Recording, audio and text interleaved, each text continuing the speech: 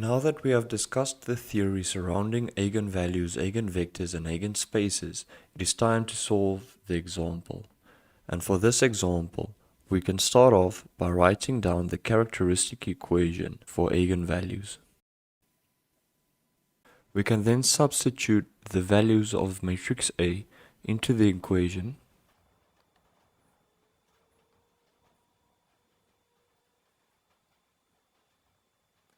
and then simplifying the equation,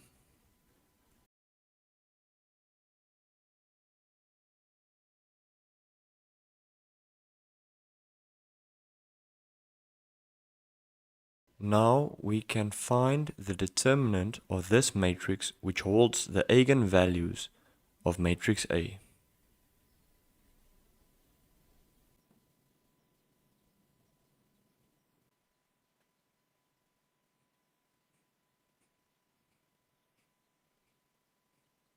When we expand and simplify this equation, then we are left with the following equation.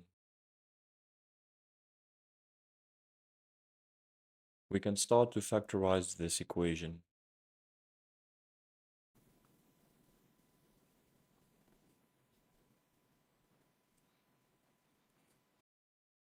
When we investigate this formula, we find that lambda 1 is equal to 0, lambda 2 is equal to 3, and lambda 3 is equal to negative 4. Since we have calculated the eigenvalues of matrix A, we are able to use this matrix, which was created during the eigenvalue problem, and form a new matrix that represents the non-trivial solution to the vector V, such that we can calculate the eigenvectors with respect to their corresponding eigenvalues.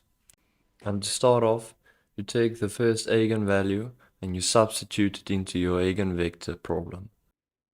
We can then start off by writing our first lambda, which is equal to 0, and substitute 0 into the eigenvector matrix. You should note that every time when we calculate eigenvectors and substitute the eigenvalue into our eigenmatrix, then the answer will always be equal to 0. We can now take these values and write them in a form of a system of equations.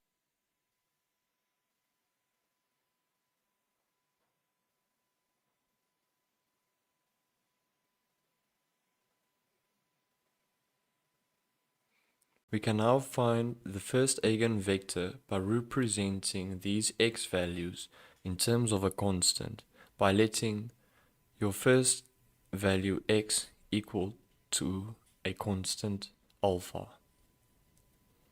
Then from this we can see that we have 6 alpha minus x2 is equal to 0. Hence we have x2 is equal to 6 alpha.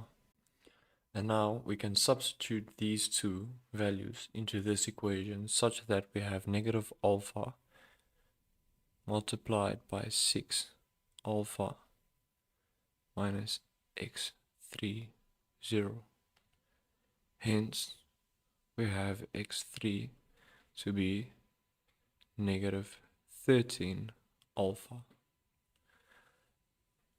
And now that we have these values, we can say our first eigenvector is alpha, 6 alpha, negative 13 alpha.